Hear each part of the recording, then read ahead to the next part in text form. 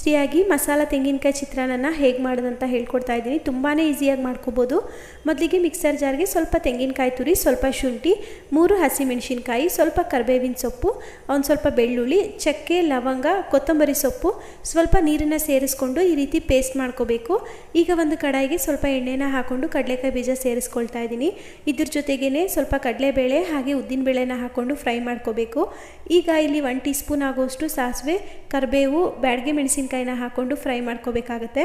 ಇದಕ್ಕೆ ಈಗ ರುಬ್ಬಿರೋಂತಹ ಮಸಾಲ ಪೇಸ್ಟನ್ನು ಸೇರಿಸ್ಕೊಂಡು ಸ್ಟವ್ನ ಲೋ ಫ್ಲೇಮಲ್ಲಿ ಇಟ್ಕೊಂಡು ಇದಕ್ಕೆ ಇವಾಗ ರುಚಿಗೆ ಎಷ್ಟು ಬೇಕೋ ಅಷ್ಟು ಉಪ್ಪು, ಸ್ವಲ್ಪ ಅರಿಶಿನ ಪುಡಿ, ಸ್ವಲ್ಪ ಇಂಗನ್ನು ಸೇರಿಸ್ಕೊಂಡು ಮಿಕ್ಸ್ ಮಾಡಿ ಒಂದು ಕುಕ್ಕರ್ ಲಿಡ್ನ ಕ್ಲೋಸ್ ಮಾಡಿ ಸುತ್ತ ಎಣ್ಣೆ ಬಿಡೋವರೆಗೂ ಇದನ್ನು ಬೇಯಿಸ್ಕೋಬೇಕು.